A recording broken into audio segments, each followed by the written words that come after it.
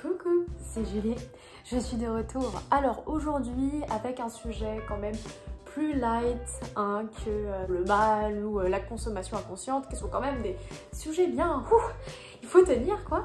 Donc là on va parler du nœud nord, nœud sud en astrologie. Donc aujourd'hui on va parler des 6 premiers nœuds nord que l'on trouve, c'est-à-dire nœud nord en bélier, nœud nord en taureau, nœud nord en gémeaux, nœud nord en cancer, nœud nord en lion, nœud nord en vierge. Ok, et les 6 derniers donc seront dans une prochaine vidéo parce que sinon ça va être trop long. Alors qu'est-ce que c'est et pourquoi est-ce que c'est très important?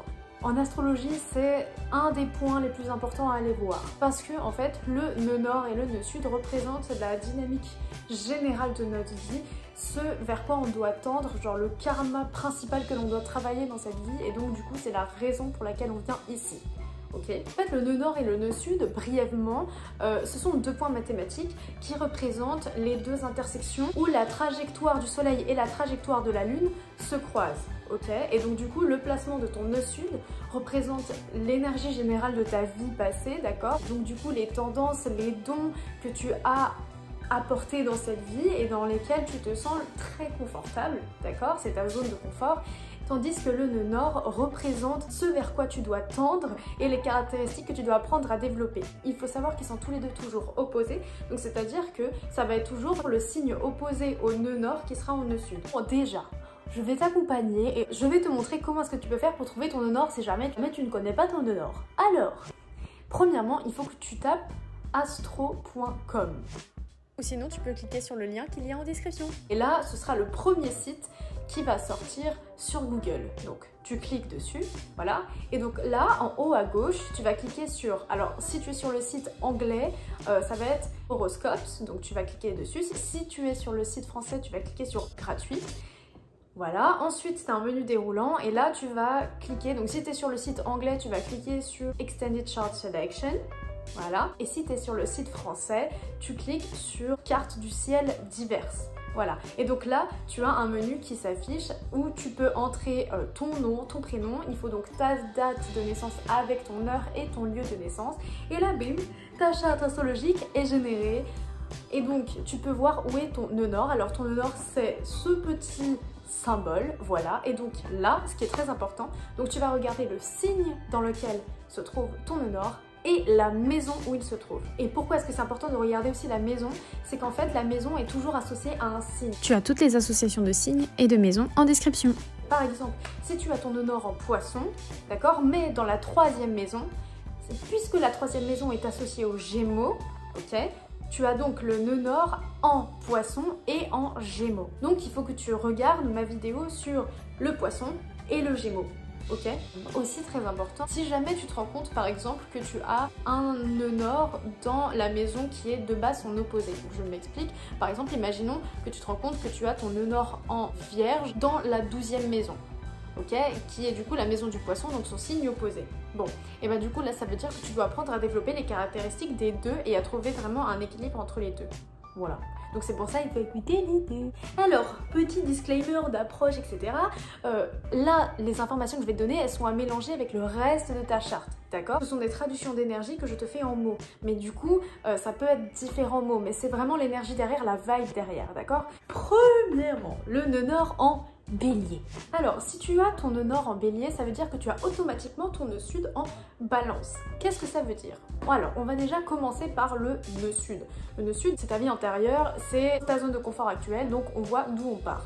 Donc, le nœud sud en Balance, il dit que dans ta vie actuelle, tu es très habitué à avoir quelqu'un qui t'accompagne pour tout ce que tu entreprends. Un peu comme de la codépendance, tu vois. Ce placement, il dit que tu as du mal à prendre des décisions par toi-même et que tu as toujours besoin d'un avis tierce. Ce placement, il indique aussi que tu as tendance à te voir selon l'œil des autres et non pas selon ta propre vision indépendante de l'autre, d'accord? Donc du coup, tu as toujours besoin de la vie des autres, toujours ce truc de tu as besoin de l'autre, tu as besoin de l'autre pour prendre une décision. Aussi, ce nœud sud, il implique que tu as du mal à exprimer tes besoins et donc que tu te trouves souvent tiraillé entre exprimer tes besoins et en même temps à te sentir égoïste si jamais tu le fais. Tu vois, tu as du mal à trouver ce juste milieu, ce qui du coup encourage et attire des gens qui peuvent en profiter. Et oui, parce qu'en fait tu as l'impression d'être égoïste si jamais tu te fais passer avant l'autre, si jamais tu imposes tes besoins à l'autre. Donc, ce qui va se passer avec du coup ce nœud nord et ce nœud sud bien précis, c'est que très vite, alors certes ces tendances là elles sont très confortables, hein, parce que justement c'est ton nœud sud, mais les événements de ta vie vont s'agencer pour te pousser à arrêter d'agir comme ça.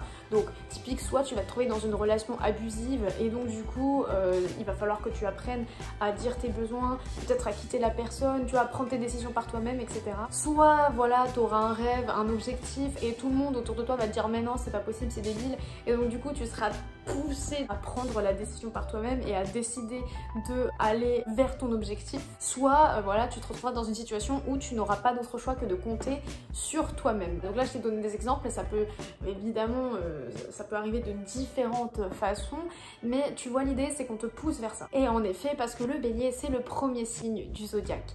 Et donc quand il s'est incarné, hein, dans l'idée, quand il s'est incarné, il n'y avait personne d'autre autour de lui. Donc du coup il a dû apprendre à se débrouiller tout seul et à survivre tout seul. Ce qui veut dire que ce nœud nord en bélier implique que tu dois apprendre à laisser les avis des autres de côté, que tu dois apprendre à prendre tes propres décisions, à décider comment est-ce que tu veux te percevoir, à ne plus sans arrêt demander l'avis des autres et attendre l'approbation des autres. Il va falloir que tu apprennes à faire valoir tes besoins dans toutes les relations que tu as, d'accord, à les mettre sur un pied d'égalité avec ceux des autres et à être capable de, voilà, de prendre des décisions égoïstes lorsqu'elles sont nécessaires, d'accord. Tu dois aussi apprendre à aller conquérir tes rêves et tes objectifs, tu sais, avec toute cette énergie martienne, parce qu'il faut savoir que le bélier est lié à la planète Mars, d'accord. Et donc pour te donner une idée, hein, de la vibe de Mars, bah tu vois le dieu Mars dans la mythologie là, bah c'est ça, grosso modo, dieu de la guerre, tu vois, cette énergie bien masculine, bien attaquante et tout. Oui, petit disclaimer, hein, énergie masculine n'a rien à voir avec homme. Énergie féminine et énergie masculine sont des termes pour dire des types d'énergie. Ça n'a rien à voir avec les hommes et les femmes. On a tous les deux. C'est ça, donc tu dois apprendre à développer ton indépendance, ta volonté et cette énergie combative à l'intérieur de toi, indépendante des autres. Ensuite, si tu as ton nœud nord en taureau, ça implique que directement tu as ton nœud sud en Scorpion, d'accord. Donc là, ça veut dire quoi? Ça implique que dans ta vie passée, donc on va commencer par le nœud sud, hein, donc Scorpion, ça implique que dans ta vie passée, soit tu as vécu des événements très très difficiles, une vie très très sombre et très très noire, où tu as vu voilà, les vices de la société dans laquelle tu vivais à cette époque-là, qui te poussaient à agir dans une logique de survie plus que de vie, dans une vie avec des changements brutaux, bons ou mauvais. Et tout ça, ça a fait souffrir ton âme. Soit t'étais plus dans tout ce qui est choses secrètes, donc typique espionnage, ou alors des trafics illégaux, voilà, mais toujours dans cette idée, tu vois, de survie et de paranoïa un peu, tu vois. Ce qui fait que maintenant, dans cette vie actuelle, dans cette incarnation, tu peux avoir gardé cette tendance de paranoïa, de survie, tu vois, typique, si les choses se passent bien, t'es là en mode, il y a quelque chose qui peut se passer mal, c'est bizarre, tu vois, genre un peu cette difficulté à juste vivre le moment présent et à aimer la vie sans l'inquiétude derrière, tu vois. Ça t'empêche de vivre, tu vois, tu ne vis pas vraiment dans cette logique-là. Et évidemment, hein, ce nœud nord en taureau te pousse à apprendre à faire l'inverse de ça. Parce qu'il faut savoir que le taureau, c'est pas du tout cette énergie. Hein. Le taureau, c'est limite l'énergie de l'hédoniste, tu vois. Celui qui profite de la vie, qui profite de ce que la terre a à lui donner avec ses 5 sens. Vraiment, ce placement de nœud sud, nœud nord, c'est apprendre à passer du je dois, tu vois, au je suis, je chill, je suis bien. Tu vois. Ce qu'il faut savoir, c'est que ces deux signes, nos scorpions et taureau, ils sont liés à l'argent, tu vois, parce que le taureau, il est lié à la maison 2, donc la maison 2, c'est celle de l'argent, des finances et des possessions, d'accord, et le Scorpion, c'est l'argent mais qui vient des autres. Du coup, il y a l'idée un peu avec le Scorpion d'un peu de codépendance dans le sens où il tire son argent vraiment des autres, alors que le taureau, lui, il l'établit lui-même, ce sont ses possessions à lui, il est calme, il est bien dans son truc, tu vois. Donc ça veut dire que dans cette vie, c'est possible que tu aies tendance à un peu avoir peur vis-à-vis de l'argent, etc. Et donc tu dois apprendre à enlever ces peurs vis-à-vis de l'argent afin d'en générer pour profiter de la vie tout simplement. En fait, c'est ça le point fort de ce nœud sud en Scorpion, nœud nord en taureau, c'est d'arriver à profiter de la vie en fait, à être bien et refaire confiance à la vie. Ensuite, si tu as ton nœud nord en Gémeaux, alors si tu as ton nœud nord en Gémeaux, naturellement tu as ton nœud sud en Sagittaire. Alors ça veut dire quoi? On va commencer d'abord par le nœud sud, d'accord, pour savoir d'où on vient, voilà, d'où on part. Donc ça veut dire le nœud sud, dans ta vie passée, tu étais certainement un sage, voilà, ou un philosophe, enfin une personne qui cherchait à étendre son esprit par elle-même à travers souvent des voyages, dans le monde, voilà. C'est un peu la vibe, l'ermite qui va et qui voyage pour découvrir des sagesses et des connaissances spirituelles typiques. Tu vois, que des sujets un peu comme ça, pas très pragmatiques du monde matériel, si je puis dire. Ce nœud sud, il implique que tu aies un besoin de grande liberté et d'aucune attache, tu vois. Alors, dans ta vie actuelle, ce nœud sud, il peut se manifester de différentes façons. Donc soit tu es naturellement une personne qui a la facilité à tirer des leçons de sagesse des expériences de vie, donc du coup ce qui fait de toi quelqu'un de sage en ce sens, mais souvent plus sage que les gens autour de toi, et donc du coup tu as un peu cette sensation d'isolement dans le sens où tu es le seul à être le plus sage. Soit tu vas être quelqu'un qui est naturellement attiré vers tout ce qui est les connaissances ésotériques, philosophiques, etc. Et en fait dans ce placement de nœud sud, nœud nord, tu dois apprendre à rééquilibrer en fait l'énergie des deux signes, à savoir Sagittaire et Gémeaux. C'est-à-dire que ces deux signes sont vraiment liés à tout ce qui est apprentissage et intellect, si je puis dire. Sauf qu'en fait, ce ne sont pas les mêmes approches de l'intellect et de l'intelligence. Dans le sens où le Sagittaire, il a plus cette énergie de il est seul, il apprend de lui-même et sur des sujets très théoriques finalement.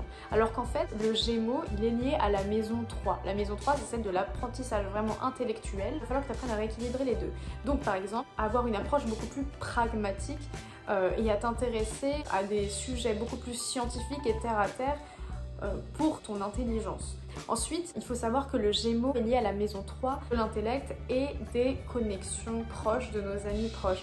Donc c'est-à-dire que tu dois apprendre à établir un réseau, une connexion avec des gens, des amitiés, voilà, toute cette idée de réseau, et à apprendre de ces réseaux. Donc c'est plus tu pars loin, tu as cette envie de fuir, machin, d'apprendre par le biais de sujets lointains, de gens lointains, de civilisations lointaines, etc., des sujets, mais apprendre des gens qui sont là avec toi. Et surtout à jouir de ce réseau, d'accord, et à te développer grâce à lui. En fait, c'est en entrant dans cette dynamique que tu commences à marcher vers ta destinée.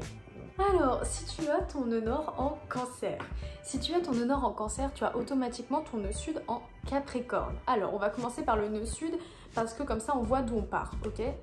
Donc le nœud sud en Capricorne, ça veut dire que dans ta vie antérieure, soit tu t'étais incarné dans une famille où tu as dû t'élever tout seul, ou toute seule, soit t'étais dans une famille où il y avait une grosse logique de c'est le travail avant tout, tu vois. Donc tout ça pour dire que très vite tu t'es dirigé vers une logique de travail avant tout, je dois me créer un nom, une réputation, c'est vraiment avant tout, et avant tout y compris avant toi et avant tes émotions. Donc du coup dans cette incarnation maintenant, comment est-ce que ça peut se manifester ? Donc soit tu t'es incarné encore une fois dans une famille où tu as dû t'élever tout seul et finalement te pousser à aller te créer une carrière très vite, soit tu t'es incarné dans une famille du coup où c'était justement le travail avant tout et avant l'affection, avant les câlins, etc., te poussant à agir pareil, sauf que évidemment, même si voilà, réussir sa carrière ça peut combler n'importe qui, là c'est un peu l'inverse, dans le sens où avec ce placement de nœud sud, Capricorne, nœud nord en Cancer, tu dois apprendre à rééquilibrer famille, travail. Ce qui peut arriver dans ta vie actuelle, c'est soit tu vas faire un burn-out, soit tu vas avoir par exemple les gens de ta famille qui vont te faire remarquer que t'es pas assez présent ou présente, que t'es pas assez là pour eux, pour les câliner, machin, donc te poussant à aller vers cette dynamique qui est plus tournée vers l'émotion, vers l'affection, vers du coup le soin de sa famille, du foyer. En fait, il faut savoir que le Cancer, donc là où tu dois aller, c'est lié à la maison 4 qui est la maison du foyer et de la famille, d'accord? Et donc tu dois apprendre à équilibrer les deux. Du coup, la solution là, elle peut se manifester de différentes façons. Donc c'est soit travailler de chez toi, d'accord, et donc du coup être beaucoup plus connecté à ta famille, soit c'est créer du coup une famille où tu te sens émotionnellement bien, où tu sens que tu peux exprimer tes émotions, où tu sens qu'il y a vraiment ce cocon qui s'est créé, tu vois. Soit ça peut être de devenir femme ou père au foyer, enfin voilà. Après, je te recommande pas forcément ici de laisser ta carrière, sauf si ça t'appelle, mais c'est plus de rééquilibrer les deux, voilà, et de surtout laisser beaucoup plus de place à tes émotions et d'agir d'un point de vue maternel ou paternel en ce sens. Bon, si tu as ton nœud nord en Lion, si tu as ton nœud nord en Lion, ça veut dire que automatiquement ton nœud sud est en Verseau. Ok, alors il faut savoir que cet axe, Verseau-Lion, c'est l'axe en gros de l'individualité. D'accord? Donc, on va commencer par le nœud sud pour savoir d'où on vient. Le nœud sud en Verseau, donc ça veut dire que dans ta vie passée, tu étais très certainement un activiste ou un philosophe, voilà, une personne qui questionnait la société et qui du coup était quelque part hors norme de cette société. Donc il avait son individualité, donc comme je te dis, signe de l'individualité. Tu pouvais être aussi dans ta vie passée un conseiller, voilà, d'une grande personne connue, toujours dans les backstage, hein, dans les coulisses. Il y a toujours cette idée de coulisses quand même avec le Verseau. Voilà. Mais il faut savoir que le Verseau est lié à la maison 11, donc la maison de tout ce qui est les groupes sociaux larges, les révolutions, les réseaux sociaux, la technologie. Donc voilà, donc ça veut dire que tu étais certainement une personne, voilà, une activiste qui appartenait à un grand groupe, tu vois, et qui s'identifiait au groupe. C'est très important avec le Verseau, il y a cette idée-là aussi. Et donc, ce qu'il faut savoir, c'est que aussi, le Verseau est un signe d'air. Donc, dans à peu près tous les arts de divination, y compris en astrologie, l'air est lié à l'esprit. D'accord? Donc, en fait, c'est un signe qui agit souvent par sa logique, par du rationnel, par une étude des faits, voilà, très scientifique. En fait, c'est aussi le signe du scientifique, hein, par essence. Donc il agit pas selon sa passion de manière générale, hein. Donc ça veut dire que c'est une logique qui est très familière à toi, dans laquelle tu te sens à l'aise, tu vois.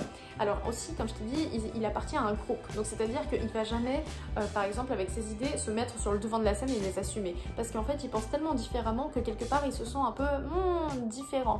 Tu vois, un peu comme le mec un peu bizarre, tu vois. Donc si tu veux, quand il est dans son groupe, il se sent à l'aise, mais quand on le sort de son groupe, finalement, il n'a pas vraiment confiance en lui. Il pense qu'il va pas être reçu et forcément aimé des autres. Sauf qu'en fait, là, ton Nord, il t'appelle à faire autrement, hein. Le lion, comme tu peux voir, l'animal du lion a été choisi pour représenter cette énergie. Pas pour rien, hein. À chaque fois, voilà, les animaux qui sont choisis ou les personnages qui sont choisis pour représenter les signes ont un lien avec l'énergie en question. Et donc là, le lion, tu sais, il est royal, il a confiance en lui, il est là, il est sur le devant de la scène. Et ben, on te demande de faire ça, mon pote.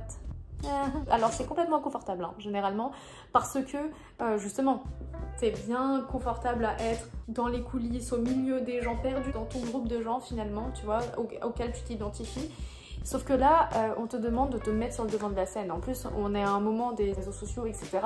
Donc, c'est très facile de te mettre sur le devant de la scène, en fait. Et tu es censé faire ça. Tu es censé utiliser ton individualité pour te mettre devant et assumer qui tu es, en fait. Prendre confiance en toi et assumer qui tu es. Et en fait, il se trouve que aussi, le lion, il est lié à la partie du corps du cœur. Et c'est pour symboliser le fait qu'il agit selon son cœur et non plus sa raison. Et en fait, là, c'est très important. C'est-à-dire que voilà, le Verseau, il est très analytique, il regarde des faits, il ne s'arrête qu'à ça, il agit selon sa raison, sa practicalité, machin. Sauf que le lion, c'est un signe très passionnel qui agit, voilà, selon son cœur, selon ce qu'il a envie de faire. Et donc, du coup, on te pousse à faire ça en te faisant garder à l'esprit que voilà, si ton cœur a envie de faire quelque chose, il y a une raison, hein, ton cœur a une sagesse, hein. Parce qu'il faut savoir en fait que ce placement indique que tu as naturellement une énergie de star en fait. Donc tu vas très vite te rendre compte en faisant ça, ou même dans ta vie, ça peut arriver à certains moments, tu vas très vite te rendre compte que genre tu attires les gens, tu vois. Que genre les gens ils te prennent un peu pour une star à certains moments sans que tu aies besoin de faire forcément exprès ou attention. Tu vois, et en fait là c'est cette énergie qui va sortir et que tu es censé apprendre à sortir. Là c'est très inconfortable encore une fois, mais c'est là où tu vas te sentir comblé et bien en fait. Donc ça demande un certain lâcher prise aussi. Si tu as ton honneur en vierge, si tu as ton honneur en vierge, ça veut dire que naturellement tu as ton nœud en poisson. Il faut savoir que cet axe, hein, poisson vierge, c'est lié au soin et à aider l'autre, d'accord? Sauf qu'en fait les deux n'ont pas la même approche et donc je vais commencer par t'expliquer le nœud sud pour savoir d'où est-ce qu'on part, pour savoir ensuite où est-ce qu'on va, d'accord? Donc le nœud sud en poisson, qu'est-ce que c'est? Ça veut dire que dans ta vie antérieure, tu étais quelqu'un de méga spirituel et qui aidait les autres, etc. Dans cette vie actuelle, comment est-ce que ça se manifeste? Alors il faut savoir que le poisson a une énergie vraiment particulière. C'est le dernier signe du zodiaque, donc c'est-à-dire qu'il a déjà passé tous les cycles de karma des autres signes et pour arriver, voilà, il est lié à la 12e maison. Donc la 12e maison, c'est celle de l'univers, de Dieu, c'est la maison la plus spirituelle en fait. Ce qui fait que ce signe, naturellement, il sent beaucoup les énergies, il est très connecté à l'univers et aux gens. Donc en fait, s'il n'en est pas conscient, cette capacité peut vraiment l'épuiser en fait. C'est-à-dire qu'il va beaucoup sentir par exemple les émotions des autres. Il va tellement sentir les émotions des autres qu'en fait, il va vouloir les guérir pour les empêcher de souffrir, tu vois. Même si cela implique qu'il doit se sacrifier. Et ça, c'est quelque chose qu'il fera très souvent. Donc en fait il a de pauvres barrières avec les gens, ce qui du coup attire les gens les vampires énergétiques comme on les appelle, les gens qui sont là pour profiter, consciemment ou inconsciemment. Puisqu'il sent beaucoup les énergies et tout, s'il n'en est pas conscient, ce qui peut aussi se passer c'est qu'il laisse les mauvaises énergies venir en lui et c'est là que ça le met facilement, vu que c'est un signe très sensible, dans un désir de s'échapper, donc que ce soit à travers des substances ou à travers son esprit, voilà, c'est le besoin de s'échapper de la réalité, etc. C'est un peu nul. Hein. Si le poisson est tellement connecté à l'univers, à Dieu, etc., même s'il n'en est pas forcément très conscient, qu'il peut avoir tendance à, voilà, s'asseoir comme ça, laisser les choses se passer de ses yeux comme ça, à attendre que les choses se fassent un peu d'elles-mêmes, avec quelque part une foi que ça se passe, mais voilà. Alors en fait, le nœud nord en vierge, il implique l'inverse sur beaucoup de points. Donc c'est-à-dire qu'il va aider les autres, comme je t'ai dit, ce sont les deux signes du soin et de l'aide à l'autre. La Vierge, elle est liée à la planète Mercure. Mercure, c'est la planète de l'intelligence. Ce qui veut dire qu'elle va utiliser son intellect pour, par exemple, apprendre à mettre des barrières avec les gens. Donc c'est-à-dire que pour elle, aider, c'est un signe d'amour, c'est un signe d'affection et de respect envers une personne. Donc c'est-à-dire que quand elle va t'aider avec cette envie, avec cette motivation. Mais si tu ne le lui rends pas, elle va utiliser son Mercure, donc son intelligence, et elle va dire non, c'est bon, c'est fini, barrière. Tu vois? Là, l'idée, c'est que tu dois apprendre à utiliser Mercure, donc cette énergie Mercure, pour réfléchir sur les gens qui ne méritent pas que tu les aides et ensuite leur communiquer pourquoi est-ce que tu mets cette barrière, pourquoi est-ce que tu t'éloignes d'eux, etc. Ça, c'est une caractéristique très importante à développer. Aussi, avec cette planète, donc Mercure, le côté pragmatique est très important. C'est-à-dire qu'il te pousse à regarder la réalité et les événements qui t'arrivent avec un œil plus pragmatique et plus raison. Tu dois apprendre à devenir organisé comme la Vierge, tu dois apprendre à être réactive ou réactive dans ta vie, tu dois apprendre à être travailleur ou travailleuse dans ta vie pour réaliser tes objectifs. Parce qu'il faut savoir que la Vierge, elle est liée à la maison 6, qui est la maison des habitudes, de la vie au jour le jour, du travail au jour le jour, etc. Donc c'est très important que tu développes une routine qui soit répétée, comme ça, carrée, tout ça, te donnant cette sensation, voilà, de structure et d'ancrage finalement dans la réalité, évitant du coup ces moments où tu veux fuir la réalité parce qu'il y a trop de problèmes et tu sais pas comment les gérer. Tu vois, parce que cette envie de juste vouloir fuir te fait tourner en rond en fait. Ensuite aussi, la Vierge a tendance à être connectée à son corps. Donc c'est-à-dire qu'elle a l'habitude d'en prendre soin. Donc elle fait attention à ce qu'elle mange, elle fait attention à ce qu'elle met dedans, elle fait attention à faire du sport. Donc c'est une habitude très importante à développer si tu veux te sentir bien. Bon voilà, j'ai terminé. J'espère que ça t'a plu, que ça t'a intéressé, que ça t'a apporté des clés de compréhension. Encore une fois, pour remettre dans le contexte de toute ta charte, évidemment. Je pourrais faire une autre vidéo ensuite sur d'autres placements importants dans la charte, mais ça c'est déjà super important. Bon allez, bisous. Si jamais t'as aimé la vidéo, mets un pouce bleu, ou mets un commentaire, ou partage. On fait tout en même temps. On fait tout en même temps.